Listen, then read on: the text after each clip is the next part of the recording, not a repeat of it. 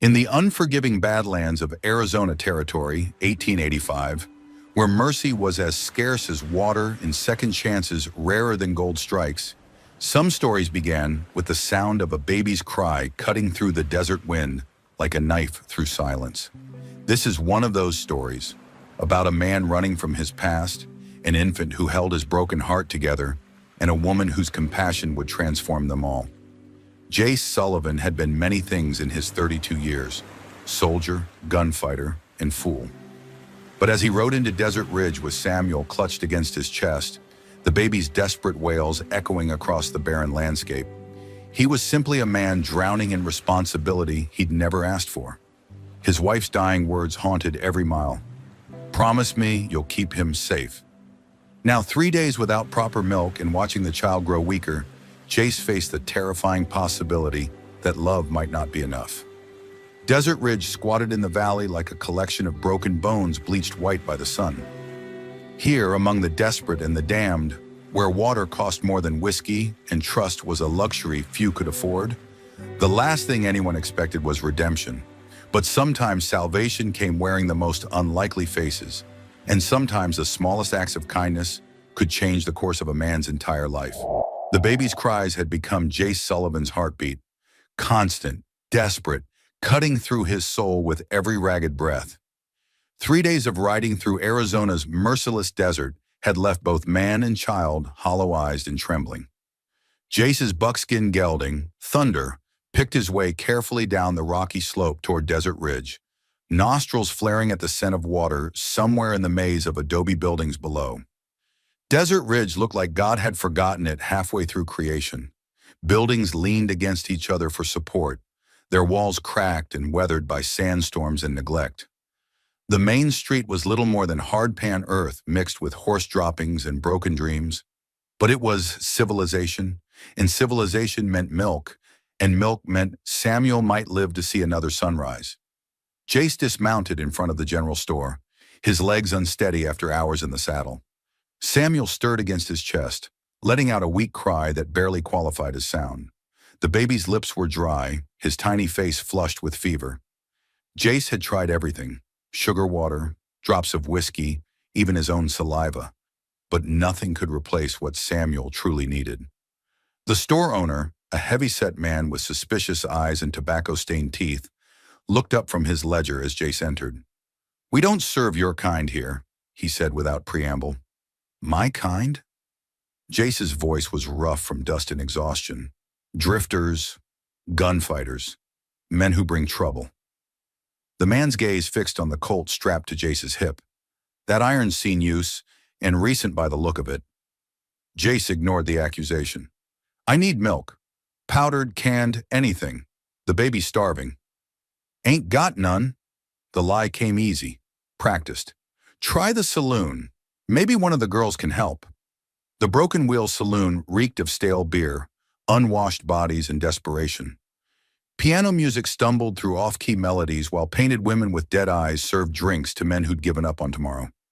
Conversations died as Jace entered, Samuel's weak cries drawing stares and whispers. "Well, I'll be damned," called a voice from the bar. "That's some interesting cargo you got there, stranger." Jace approached the bartender, a scarred man with arms like tree trunks. "I need milk for the baby. I can pay." The bartender laughed, a sound like gravel in a bucket. "This looked like a nursery to you. We serve whiskey, not wet nurses." "Please." The word tasted like ashes in Jace's mouth. "He hasn't eaten in 2 days." "That's a real shame," the bartender said, not sounding sympathetic at all. "But crying babies are bad for business. Take it outside before my customers get irritated." Jace laid $2 silver on the bar, the last of his money. "Anything. Goat milk, cow milk, anything at all."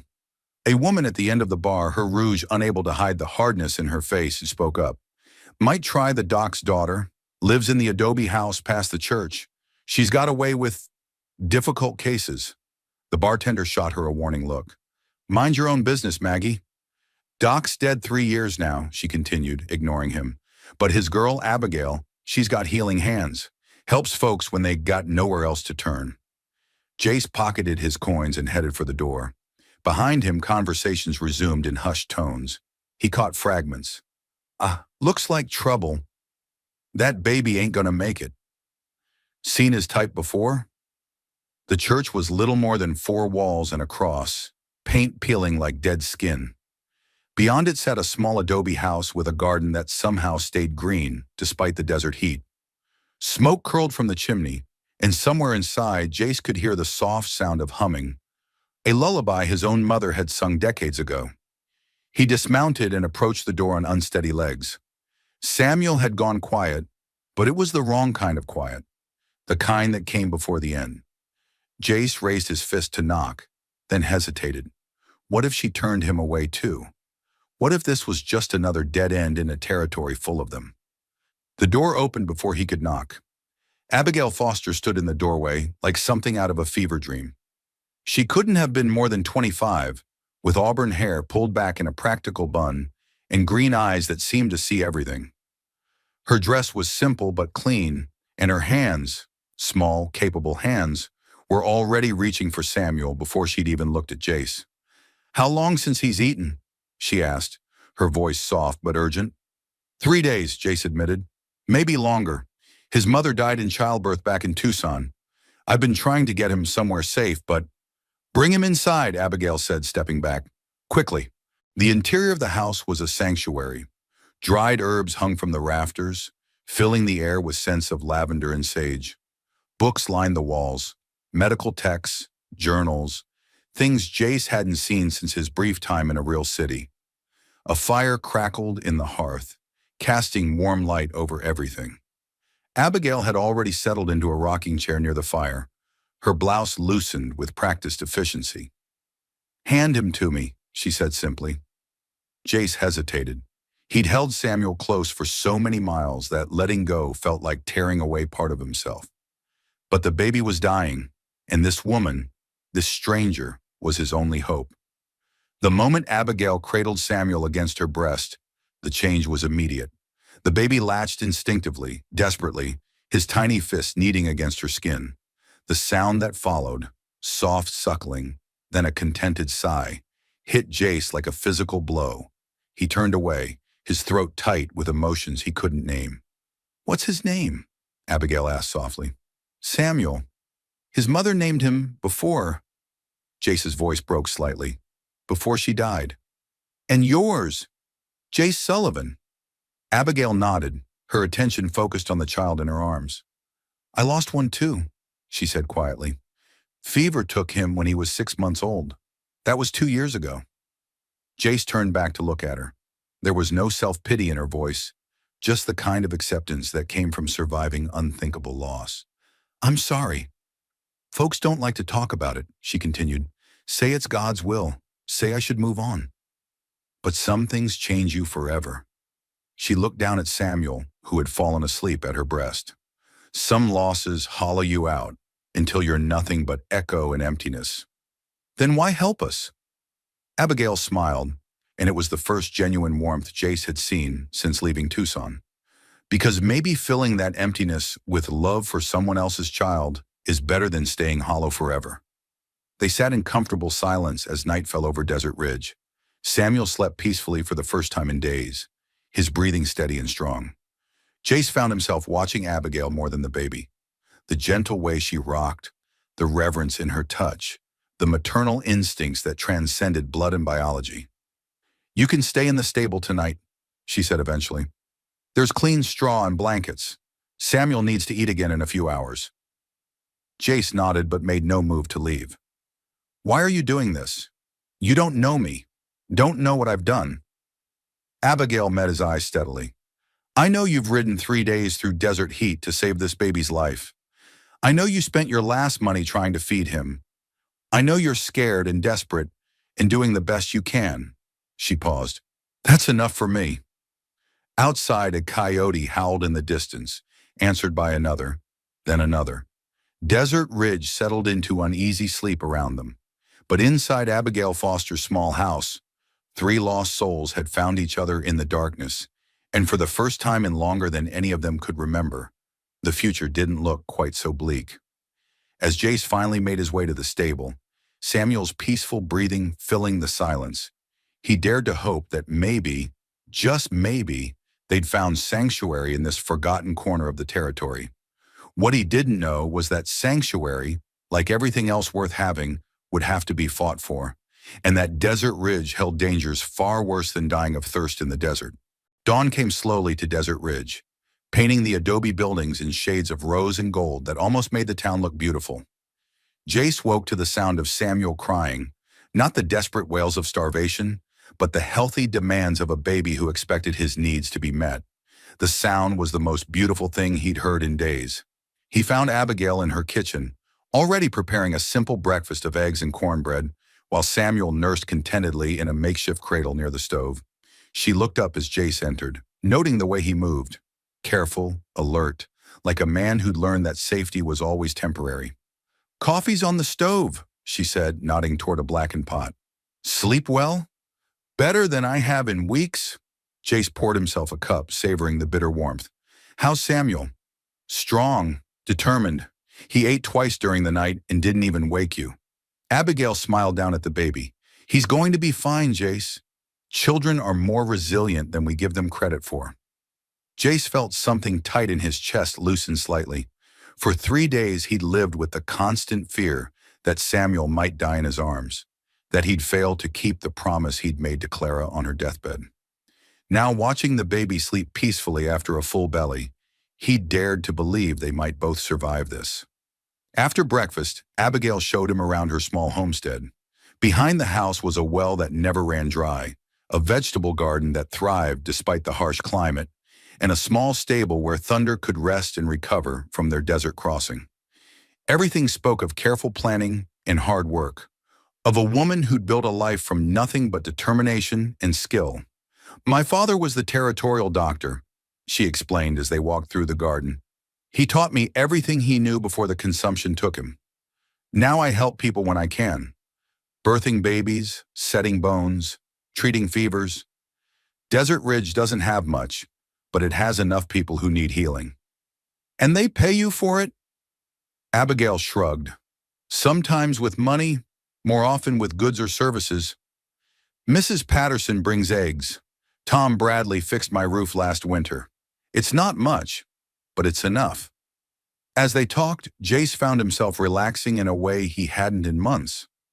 Abigail had an easy manner that invited confidence, a way of listening that made him want to tell her things he'd never shared with anyone. But he held back, knowing that his past was a burden too heavy for her shoulders. That afternoon, while Abigail tended to Samuel, Jace rode into town for supplies. He needed ammunition, food, and information about the trail ahead. But mostly he needed to get a sense of Desert Ridge's residents and whether they'd be trouble. The general store owner was more accommodating with Jace's money in hand, though his suspicion never fully faded. "You planning on staying long?" he asked as he wrapped salt pork and hardtack.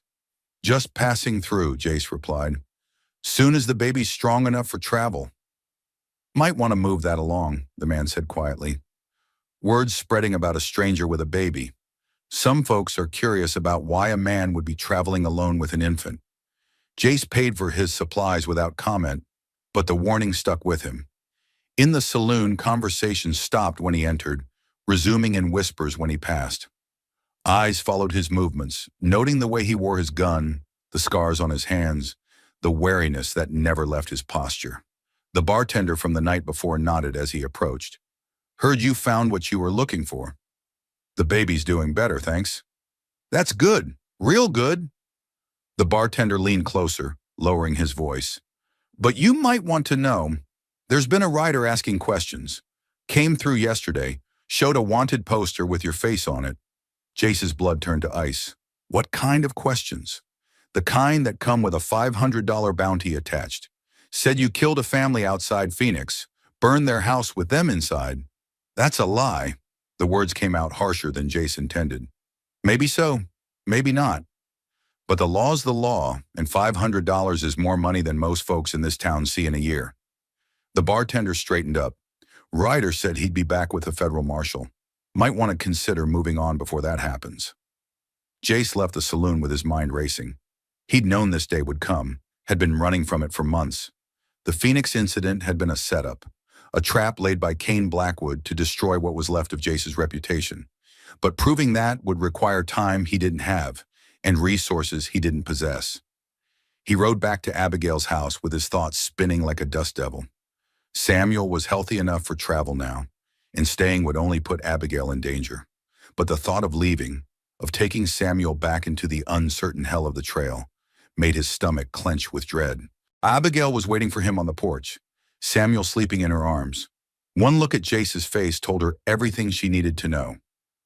"Trouble?" she asked quietly. "A bounty hunter's looking for me. Claims I'm wanted for murder." Jace dismounted slowly, his movements heavy with resignation. "We need to leave. Tonight before—" "No!" Abigail's voice was firm, brooking no argument. "You don't understand. They think I killed a family, burned down their house. If they find me here, you'll be considered an accomplice. Are you guilty?" Jace met her eyes. "Number. But that doesn't matter. The law sees what it wants to see, and $500 buys a lot of willful blindness." Abigail stood up, cradling Samuel protectively. "Then we'll face it together." "Abigail, you can't—" "This is my home, Jace.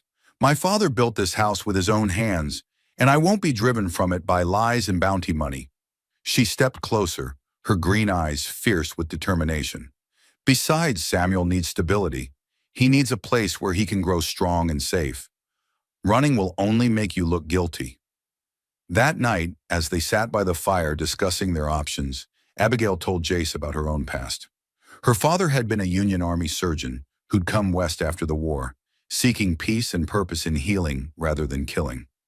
He'd taught her that sometimes standing your ground was the only way to preserve what mattered most. "He used to say that running from the truth never solved anything," she said, rocking Samuel gently. "It just gave your enemies more time to manufacture evidence against you." "Your father sounds like a wise man." "He was, and he was also stubborn as a mule when he believed he was right." Abigail smiled. "I get that from him." Outside, the wind picked up, rattling the windows and sending sand skittering across the roof. Somewhere in the darkness, a horse nickered nervously, and Jace's hand moved instinctively toward his gun. He'd spent too many nights listening for hoofbeats that might belong to men coming to kill him. "Get some rest," Abigail said, noticing his tension. "Whatever comes tomorrow, we'll face it with clear heads and steady hands." But sleep didn't come easily for Jace Sullivan. He lay in the stable loft, listening to the night sounds of the desert, thinking about the woman who'd shown him more kindness in 2 days than he'd received in 2 years of running. Samuel was safe now, healthy and protected. That was what mattered. That was what Clara had made him promise. If staying meant facing Cain Blackwood's lies in a courtroom, so be it. If it meant drawing iron against bounty hunters, he'd do that too. But he wouldn't run anymore. Not when he'd finally found something worth fighting for. In the house, Abigail Foster sat by the dying fire, holding a baby who wasn't hers by blood, but was becoming hers by choice. She thought about the scarred, dangerous man sleeping in her stable, about the way he looked at Samuel with such desperate love, about the gentleness in his hands when he held the child. Tomorrow would bring trouble. She could feel it in the desert wind. But tonight, for the first time since her own baby had died, Abigail felt like she had a family worth protecting, and she'd learned from her father that some things were worth any price to defend. Outside, stars wheeled overhead in their ancient patterns, indifferent to human struggles, but somehow blessing this small corner of the territory where mercy had found a foothold and love was taking root in the most unlikely soil. The trouble arrived 3 days later in the form of Deputy Marshal Frank Devlin, a lean man with cold eyes and a badge that gleamed like fresh silver. He rode into Desert Ridge with the confidence of someone who'd never doubted his own righteousness, accompanied by a local bounty hunter named Pete Grimm, whose reputation was as ugly as his scarred face. Jace watched them from Abigail's kitchen window, his coffee growing cold in his hands. Samuel played on a blanket near the stove, babbling contentedly while reaching for wooden blocks Abigail had carved for him. The domestic scene felt surreal against the backdrop of approaching danger. "That's them," Jace said quietly. Abigail moved to stand beside him, her shoulder brushing his arm. "The marshal looks honest enough." Honest men can still be wrong, and bounty hunters like Grimm don't care about truth, only profit. They watched as the two men dismounted in front of the sheriff's office. Even from a distance, it was clear they were asking questions, showing papers, building a case. Within an hour, every resident of Desert Ridge would know why they were there. "I should go to them," Chase said. "Turn myself in before they come looking." "Absolutely not." Abigail's tone brooked no argument. "We agreed to face this together, and that's what we're going to do. Abigail, if they find me here, they'll find a man caring for his child in the home of a respected member of this community. Sometimes appearances matter more than accusations." Jace looked down at her, struck once again by her quiet strength. In the 3 days since the marshal's approach had been announced, Abigail had transformed from a woman offering temporary shelter into something he'd never expected to find again, a partner.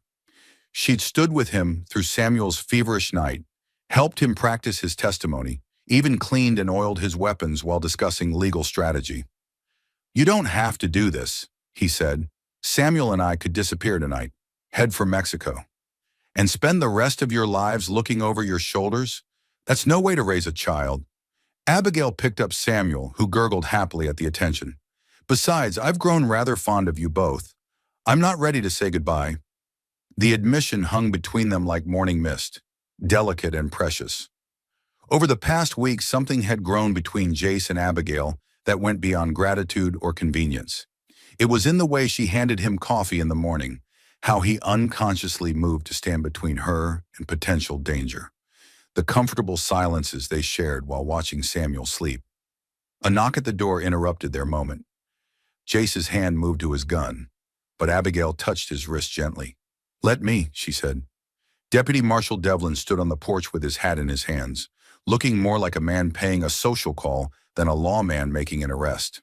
Behind him, Pete Grimm lounged against the porch rail, his hand resting casually on his gun butt. "Miss Foster," Devlin said politely, "I'm Deputy Marshal Frank Devlin. I was hoping I could have a word." "Of course, Marshal. Please come in." Devlin entered, but Grimm remained outside, a strategic positioning that wasn't lost on Jace.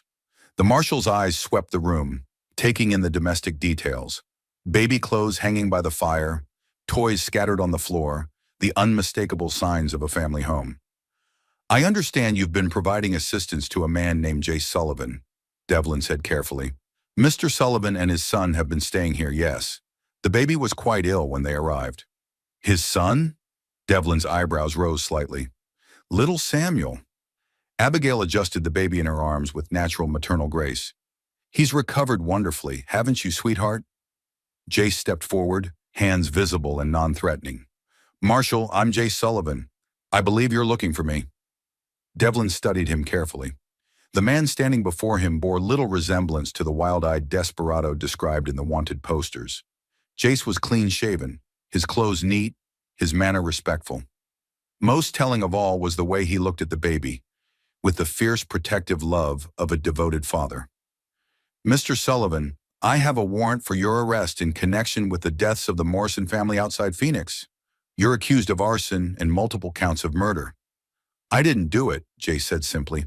"I was there, but I tried to save them, not kill them.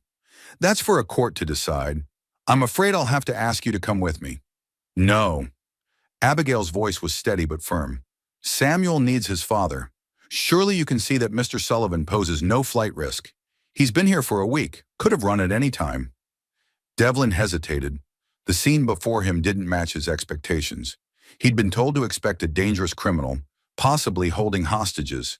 Instead, he found what appeared to be a small family, living quietly in a respectable home. "Ma'am, I appreciate your concern, but—" "Marshal," Abigail interrupted, "before you make any decisions, there are some things you should know about the Morrison case." She walked to her father's desk and retrieved a bundle of letters. "I've been corresponding with a colleague in Phoenix, Dr. Margaret Winters. She treated some of the survivors and has information that might be relevant to your investigation." Devlin accepted the letters with obvious skepticism, but as he read, his expression grew troubled. Dr. Winters' account painted a very different picture than the official report. According to her testimony, Jace Sullivan had pulled 2 Morrison children from the burning house, sustaining burns to his own hands in the process. He'd been trying to save the family, not destroy it. This is all very interesting, Devlin said finally, but it doesn't change the fact that there's a warrant. Marshal, the voice came from the doorway, where Sheriff Tom Bradley stood with his hat in his hands. Might I have a word? Bradley was a local man, elected more for his fairness than his gun skills. He'd known Abigail since she was a child and respected her judgment implicitly. Sheriff, this is federal business. I understand that, Marshal, but Miss Foster here has been treating folks in this territory for years. Saved my own wife during a difficult birth last spring. If she says a man's innocent, that carries weight with me. It's not about innocence or guilt, Devlin said, though his conviction was wavering. It's about following proper procedure. Then follow it, Abigail said, but do it here. Mr. Sullivan isn't going anywhere, and Samuel needs stability. Surely you can conduct your investigation without separating a father from his infant son. The room fell silent except for Samuel's soft babbling and the tick of the mantel clock. Outside, Pete Grimm shifted impatiently, his spurs jangling against the porch boards. "Where's the fire in this?" Grimm called through the open door.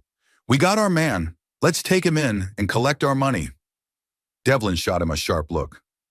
"You'll speak when spoken to, Grimm." The bounty hunter's face darkened, but he said nothing more. Jace noticed the exchange and filed it away. Tension between a federal marshal and his hired help might be useful information. "I'll need to send some telegrams," Devlin said finally. "Verify some of these details with Phoenix. Sheriff, can Mr. Sullivan be housed in your jail temporarily?" "Don't have a jail," Bradley replied. "Just a couple of cells in the back of my office, and they ain't fit for a man with a baby." "He can stay here," Abigail said, "under house arrest if necessary. I'll vouch for his character." Devlin looked around the room once more, taking in the evidence of genuine domesticity. Whatever Jace Sullivan might have done in his past, he clearly wasn't the same man now.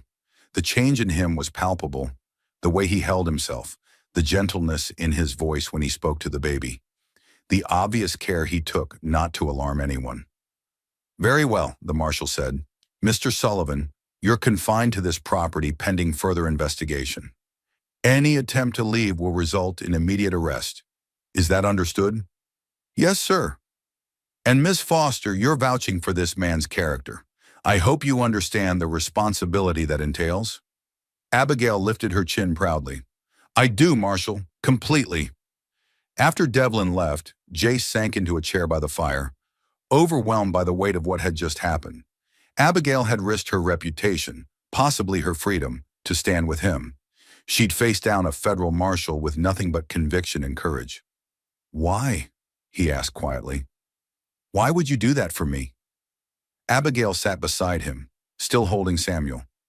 "Because I believe in you, because this baby needs his father, and because—" She paused, color rising in her cheeks. "Because I've come to care about what happens to both of you." The admission hung between them, honest and vulnerable. Jace reached out to touch her hand, marveling at the softness of her skin, the strength in her fingers. "Abigail, don't say anything you might regret," she said softly. "Just promise me you'll fight. Promise me you won't give up on yourself or on Samuel or on the possibility that good things can still happen to good people." Jace looked into her green eyes and saw something he'd thought was lost forever. Hope. Not the desperate hope of a drowning man, but the steady, enduring hope of someone who believed the future could be better than the past. "I promise," he said. Outside, the sun set over Desert Ridge in a blaze of orange and purple, painting the adobe buildings in warm light. In Abigail Foster's small house, three people who'd found each other against all odds settled in for another night, knowing that tomorrow would bring new challenges, but facing them together. For the first time since Clara's death, Jace Sullivan dared to believe that he might not have to face the future alone. The telegram from Dr. Winters arrived 5 days later, delivered by a nervous boy who'd ridden hard from the territorial capital. Marshal Devlin read it twice before walking to Abigail's house, his expression unreadable, but his step lighter than it had been in days. Jace was in the garden with Samuel, showing the baby how tomatoes grew, while Abigail harvested herbs for her medical practice. The domestic scene struck Devlin powerfully. This was not a dangerous criminal hiding from justice, but a man building a life with quiet determination. "Mr. Sullivan," Devlin called, "I need to speak with you." They gathered in Abigail's sitting room, Samuel playing contentedly on his blanket while the adults discussed his father's fate. Devlin spread several documents on the table, including the telegram, witness statements, and revised crime scene reports. "Dr. Winters has been very thorough," the marshal began. "She's interviewed 3 additional witnesses who place you at the scene trying to rescue the Morrison family, not harm them. She's also uncovered some interesting information about who might have actually started that fire." Jace leaned forward, hardly daring to hope. "What kind of information?" "It seems a man named Kane Blackwood was seen in the area that night. He had a grudge against John Morrison over a land dispute, and several witnesses now remember seeing him leaving the scene just before the fire started." Abigail reached for Jace's hand, squeezing gently. "Kane Blackwood," she said. "I've heard that name before. Hasn't he been trouble for years?" "More than trouble," Devlin replied grimly. "He's wanted in 3 territories for various crimes, but he's been clever about staying ahead of the law. This might be the evidence we need to finally bring him in." "So I'm cleared?" Jace asked, afraid to believe it. "The charges against you are being dropped. Dr. Winter's investigation shows clear evidence that you were trying to save lives, not take them. There will be a formal hearing in Phoenix to make it official, but for all practical purposes, you're a free man." The relief that washed over Jace was so intense it left him lightheaded. For months he'd been running, looking over his shoulder, wondering if every sunset might be his last as a free man. Now suddenly, the future stretched ahead with possibilities he'd hardly dared imagine. "There's more," Devlin continued. "The territorial governor is offering a reward for information leading to Kane Blackwood's capture. Your testimony about his involvement in the Morrison case could be quite valuable." "I'll testify," Jace said without hesitation, "whatever it takes to see him brought to justice." But their celebration was cut short by the sound of approaching horses. Through the window they could see Pete Grimm riding toward the house with 3 other men, all armed and looking determined. "That's not good," Devlin muttered, reaching for his gun. "Grimm's not going to be happy about losing his bounty money." Jace was already moving, scooping Samuel into his arms while motioning for Abigail to get behind the heavy wooden table. "How many bullets in that rifle of yours?" he asked. "Enough," she replied grimly, checking the load with practiced efficiency. Grimm's voice boomed across the yard. "Sullivan, come on out. Federal marshal says you're innocent, but I got a different opinion." Devlin stepped onto the porch, badge prominently displayed. "Grimm, you're out of line here. The charges have been dropped." "Maybe so, but I got expenses to recoup, and I don't much like being made a fool of." Grimm spat into the dust. "Sullivan comes out now, or we come in and get him." "You'll do no such thing," Devlin replied, his hand resting on his weapon. "You've got no authority here, and I'm ordering you to stand down." Grimm's laugh was ugly. "You're one man, Marshal. I count 4 of us. Arithmetic ain't complicated." Inside the house, Jace was weighing their options. The walls were thick adobe that would stop most bullets, but they were outnumbered and outgunned. Worse, Samuel's presence limited their ability to fight back effectively. "There's a root cellar under the kitchen," Abigail whispered. "It's well hidden in solid stone. Samuel would be safe there." Jace nodded, carrying the baby to the concealed entrance. Samuel seemed to sense the tension, his dark eyes wide and solemn as his father settled him into the underground space with blankets and toys. "Stay quiet, little man," Jace murmured, pressing a kiss to the baby's forehead. "Papa will be right back." When he returned to the main room, Abigail had positioned herself at a window with her rifle while Devlin covered the front door. The marshal's face was grim, but determined. "I've sent for Sheriff Bradley," Devlin said, "but it'll be 20 minutes before he gets here with help." 20 minutes is a lifetime in a gunfight," Jace replied, checking his Colt. "How do you want to play this?" Before Devlin could answer, the shooting started. Windows exploded inward as Grimm's men opened fire, filling the room with flying glass and splinters. Abigail's rifle cracked in response, and one of the attackers cried out in pain. "Got one!" she called, already working the bolt for another shot. Jace moved to the side window, returning fire with methodical precision. His shots were carefully placed, designed to pin down the attackers rather than kill them outright. But Grimm's men had no such restraint. They were shooting to kill. "This is insane. Devlin shouted over the gunfire. "They're trying to murder a federal marshal."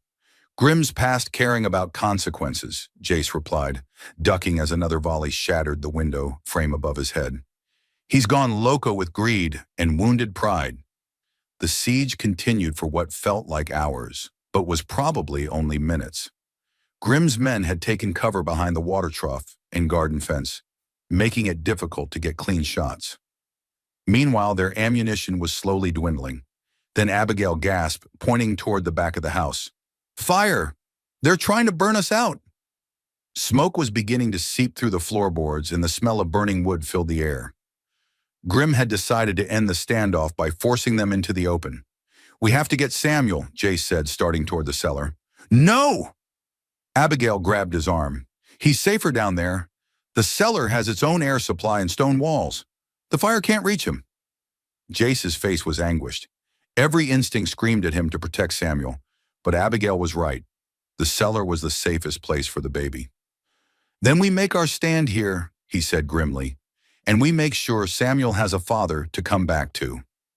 The fire was spreading faster now, licking at the walls and filling the house with choking smoke. Through the haze, they could see Grimm's men positioning themselves for a final assault. "On my signal," Devlin said, coughing from the smoke, "we go out the front door shooting. It's our only chance." But before they could move, the thunder of hoofbeats filled the air. Sheriff Bradley arrived with 6 deputies, surrounding Grimm's position and calling for surrender. "Drop your weapons!" Bradley shouted. "You're surrounded!" Grimm's response was a shot that barely missed the sheriff's head. The battle was joined in earnest now, with Bradley's men exchanging fire with the bounty hunters, while Jace, Abigail, and Devlin fought the fire spreading through the house. In the end, it was over quickly. Outgunned and surrounded, Grimm's men either surrendered or fled. Grimm himself took a bullet in the shoulder from one of Bradley's deputies and collapsed, cursing into the dust. Jace raced to the cellar, his heart pounding until he heard Samuel's healthy cries. The baby was frightened but unharmed, reaching out with tiny arms when he saw his father's face. "It's over, little man," Jace whispered, holding Samuel close. "We're safe now." The fire had damaged much of the house, but the stone walls had held. More importantly, no one had been seriously hurt. As the smoke cleared and the last of Grimm's men were led away in shackles, a strange peace settled over the scene.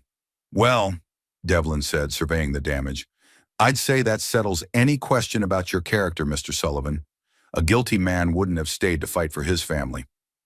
Jace looked at Abigail, who was covered in soot but smiling with relief. "My family," he repeated softly. "Yes, I suppose that's what we've become." The rebuilding of Abigail's house became a community effort that surprised everyone, including the residents of Desert Ridge themselves. Word of the siege had spread quickly, along with the truth about Jace's innocence and the courage he'd shown in defending the town's beloved healer. Men who'd regarded him with suspicion just days before now arrived with lumber and tools, determined to help restore what the fire had destroyed. Jace worked alongside them, his sleeves rolled up and his hands busy with hammer and nails. The physical labor felt good after weeks of tension and uncertainty. Samuel watched from a blanket in the shade, babbling contentedly while various townswomen took turns entertaining him. "Never seen anything like it," Sheriff Bradley commented, pausing to wipe sweat from his forehead. "Whole towns turned out to help. Even some folks who weren't too friendly before." Abigail emerged from the ruins of her kitchen, her hair tied back with a kerchief and her dress protected by a leather apron. Despite the destruction, she seemed more energetic than Jace had ever seen her. "The medical supplies are mostly intact," she reported, "and the well wasn't damaged. We can have the basic structure rebuilt within a week." "We?" Jace asked, setting down his hammer. Abigail blushed slightly. Well, I assumed you'd be staying, at least until Samuel is older." The truth was, Jace had been thinking about little else. The events of the past few days had crystallized something he'd been trying to avoid acknowledging. He was in love with Abigail Foster, not just grateful for her help, not just attracted to her strength and kindness, but genuinely, deeply in love. "Abigail," he said quietly, "we need to talk." They walked away from the construction noise, finding privacy in the shade of the cottonwood tree where Abigail's father was buried. Samuel gurgled happily in Jace's arms, reaching for the dancing shadows cast by the leaves. I've been thinking about what comes next, Jace began. The charges against me are dropped, but that doesn't erase my past. I've done things, been places, seen things that might always make me a target. Is that fair to you? To Samuel? Abigail was quiet for a long moment, her green eyes studying his face. My father used to say that every man deserves a chance to start over, to become better than he was. He believed in redemption, in the possibility that people could change. And what do you believe? I believe in you, she said simply. I believe in the man I've seen these past weeks. Gentle with Samuel, protective of those he cares about, willing to sacrifice himself for others. That's not the same person who rode with Kane Blackwood's gang. Jace's breath caught. How did you know about that? Marshal Devlin told me. He said you rode with Blackwood for 6 months after the war, before Clara helped you see what you were becoming. Abigail stepped closer. He also said you saved 3 innocent people from Blackwood's violence before you finally broke away completely.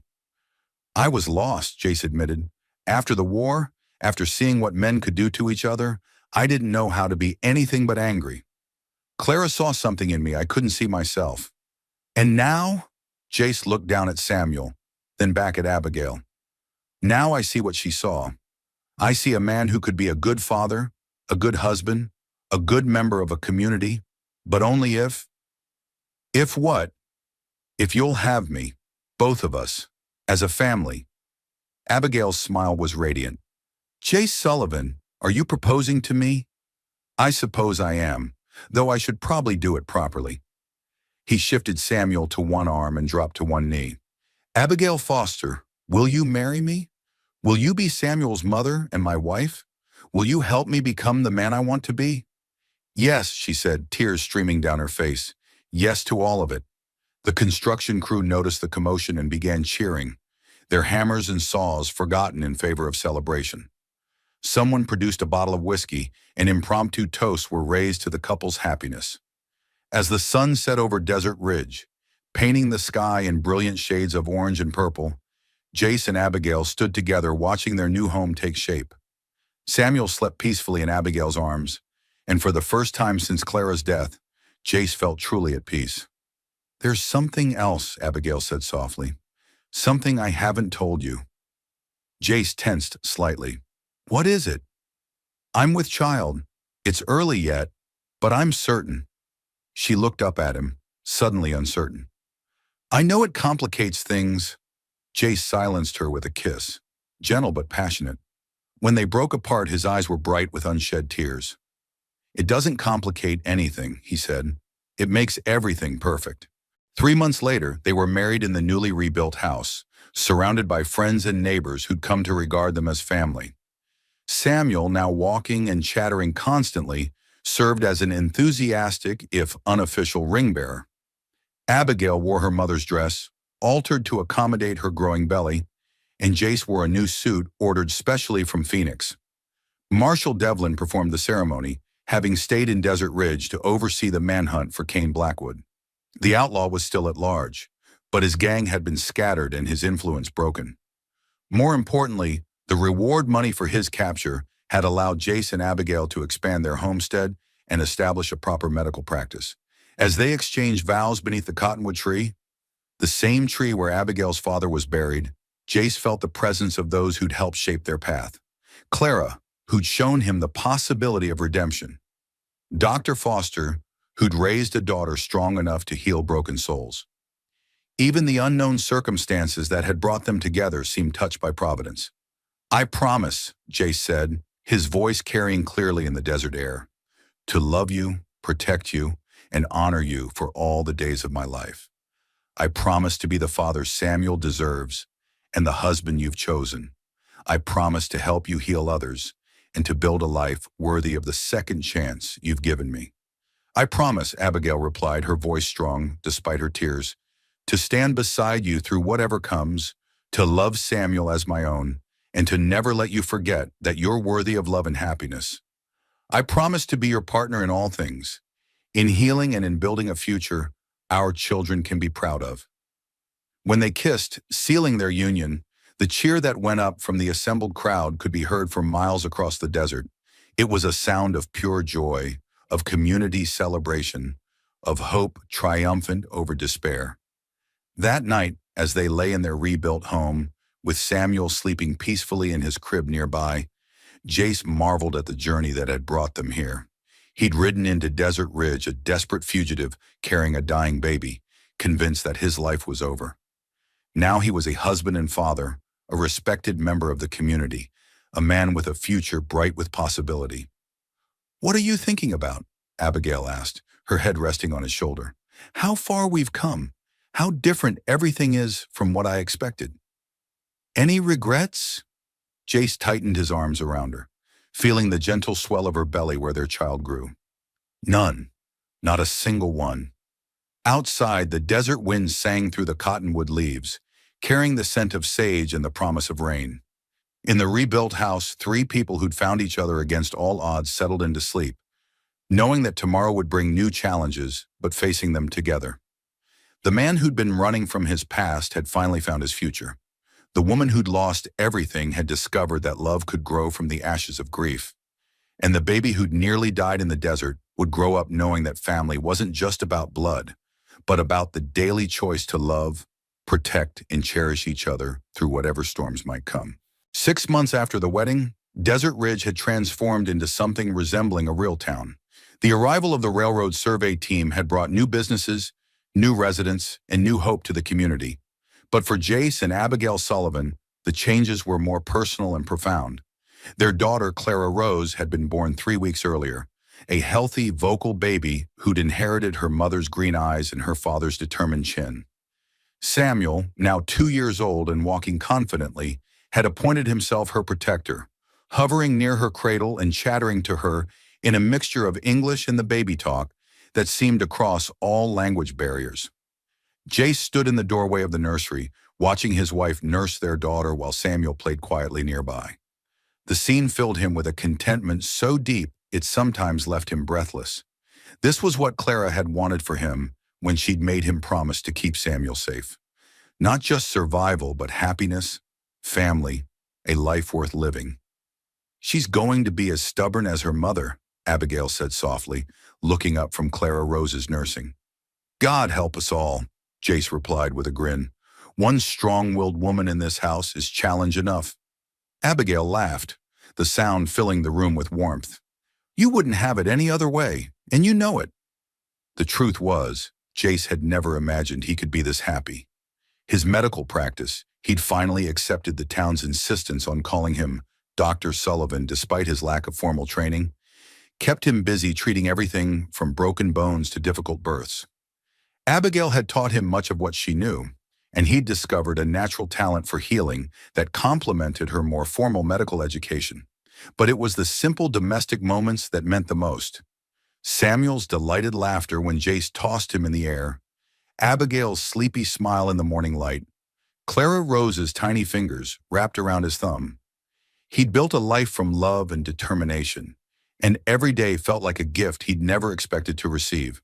A knock at the door interrupted his reverie. Through the window he could see Marshal Devlin's familiar figure, along with a stranger in a territorial judge's robes. Jace's old wariness flickered briefly.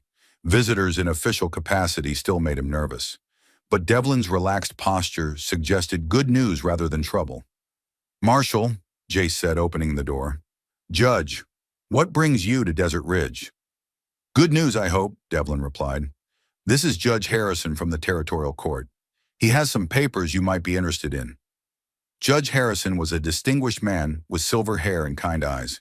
He accepted Jace's invitation to sit and surveyed the comfortable home with obvious approval.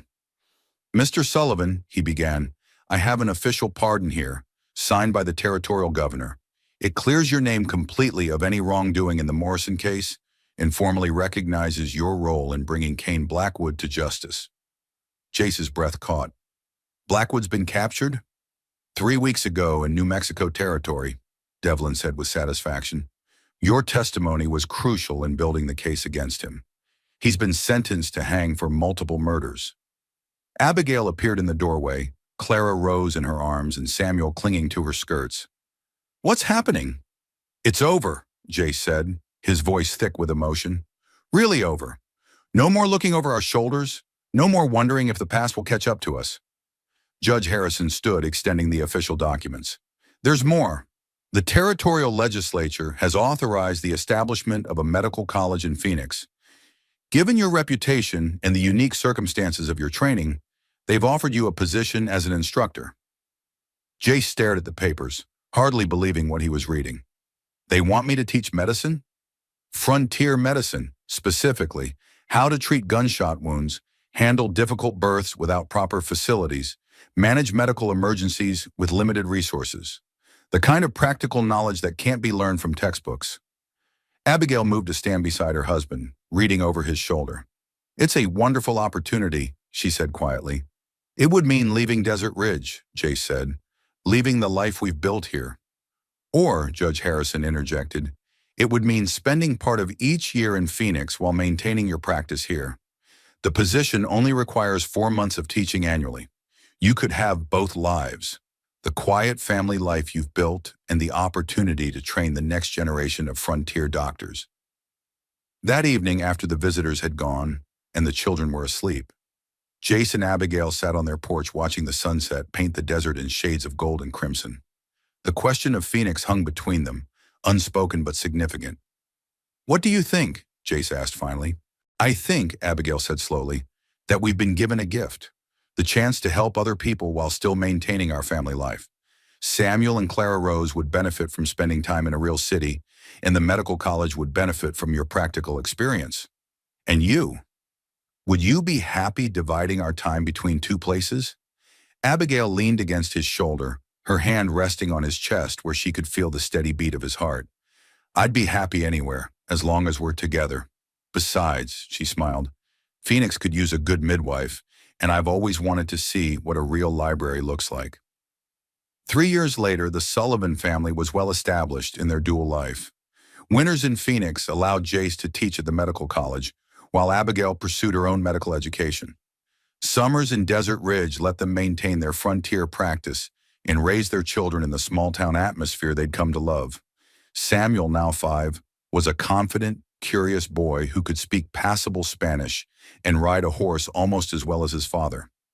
Clara Rose had grown into a precocious 3-year-old who followed her brother everywhere and showed signs of inheriting both parents' healing instincts.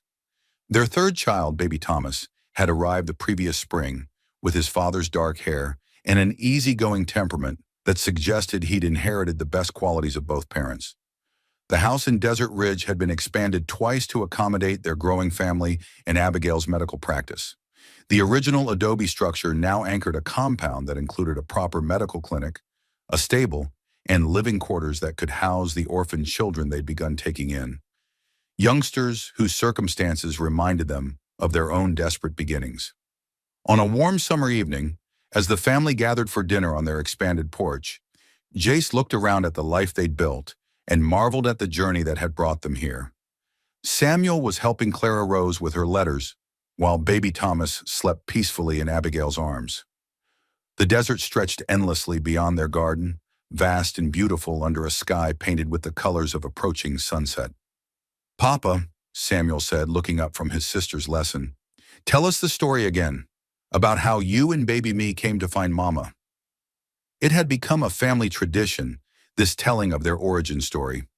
Samuel never tired of hearing how his father had carried him across the desert, how they'd arrived in Desert Ridge desperate and afraid, how Abigail had saved them both with nothing but kindness and courage. "Well," Jace began, settling Clara Rose on his lap while Samuel leaned against his shoulder, "it was a hot day in summer, and your baby brother Samuel was crying something fierce." As he told the familiar tale, Abigail watched her husband's face in the fading light. The hard edges that had once marked him as a dangerous man had been worn smooth by years of love and laughter. He was still strong, still capable of defending his family if necessary, but the violence that had once defined him had been replaced by something better. The quiet strength of a man who'd learned that building was more satisfying than destroying. "And then what happened?" Clara Rose asked, even though she knew the story by heart. Then your mama opened the door, Jace continued, and she looked at us, dirty, scared, desperate, and instead of turning us away, she said the most beautiful words I'd ever heard. Come in. You're safe now. And then we became a family, Samuel added with satisfaction. Then we became a family, Jace agreed, gathering both children closer. The best family a man could ask for. Later, after the children were asleep and the desert had settled into its nighttime quiet, Jace and Abigail stood together in their garden, watching stars emerge in the clear desert sky. Thomas stirred in his mother's arms, then settled back into peaceful sleep. Any regrets? Abigail asked, echoing the question she'd posed on their wedding night. Jace considered the question seriously, as he always did. Their life wasn't perfect. No life was. There were still nights when he woke from dreams of the war, still moments when he wondered if he deserved the happiness he'd found. But these shadows were balanced by mornings filled with children's laughter, by the satisfaction of healing the sick and injured, by the daily miracle of being loved unconditionally by the woman beside him. None, he said finally, not a single one. Above them, the same stars that had witnessed their first desperate night together now blessed their contentment. The man who'd ridden into Desert Ridge as a fugitive had become a respected doctor, teacher, and father. The woman who'd lost everything had found a family worth any sacrifice. And the baby who'd nearly died in his father's arms had grown into a confident, loving boy who would carry forward the best of both his parents. In the distance, a coyote called to its mate, the wild sound carrying across the desert like a blessing. The Sullivans listened to the desert song, holding each other close, knowing that whatever tomorrow might bring, they would face it together, as they had faced everything else, with love, courage, and the unshakable faith that even the most broken things could be made whole again. The story that had begun with a crying baby and a desperate man had become something beautiful, a testament to the power of love to transform lives, to the possibility of redemption even in the harshest circumstances, and to the truth that sometimes the most extraordinary families were forged not by blood, but by the daily choice to love, protect, and cherish each other no matter what storms might come. 25 years have passed since that scorching summer day when Jace Sullivan rode into Desert Ridge with a crying baby and a heart full of desperation. Today, Dr. Jace Sullivan is known throughout Arizona territory as one of the finest frontier physicians, a man whose medical skills are matched only by his compassion for those society has forgotten.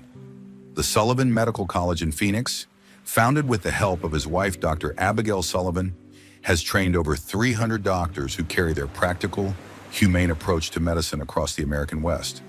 Their textbook, Frontier Medicine, Healing in Hard Places, has become the standard reference for physicians working in remote areas. But perhaps their greatest legacy lives in the children they've raised. Samuel Sullivan followed his father into medicine, becoming a surgeon whose gentle hands and fierce dedication to his patients echo the man who saved him in the desert. Clara Rose became a teacher who founded schools throughout the territory, while Thomas chose the law and now serves as a territorial judge known for his fairness and wisdom. The house in Desert Ridge still stands, now the center of a thriving community that bears little resemblance to the desperate outpost it once was. The Sullivan Home for Children has provided sanctuary for over 200 orphan youngsters, each one proof that family isn't created by blood alone, but by the daily choice to love without condition. Jace and Abigail, now in their 50s, still spend their summers in Desert Ridge, still welcome desperate souls who arrive at their door seeking healing. Their hair may be silver and their steps a bit slower, but their love remains as strong as ever, a beacon of hope in a world that can be harsh and unforgiving. Their story has become legend throughout the territory, told and retold around campfires and in parlors, always with the same message, that love can triumph over any circumstance, that second chances are possible for everyone, and that sometimes the most beautiful families are born from the ashes of the deepest despair. As Jace often tells the young doctors he trains, remember that every patient who comes to you is someone's child, someone's hope, someone's reason for living. Treat them with the same care you'd want for your own family, and you'll never go wrong. The crying baby who nearly died in the desert became a healer, The desperate outlaw became a pillar of his community. The grieving woman became a mother to dozens. And together they proved that sometimes the most extraordinary love stories begin with the most ordinary acts of human kindness. Have you ever experienced a moment when a stranger's kindness completely changed your life? Or witnessed someone transform from their lowest point into something beautiful? Share your stories of second chances and unexpected families in the comments below. We love hearing from viewers around the world who believe, like the Sullivans, that love really can conquer all. Don't forget to subscribe and hit that notification bell for more incredible stories of hope, healing, and the power of human compassion. Tomorrow we have another amazing tale that will remind you why kindness matters and family comes in all forms.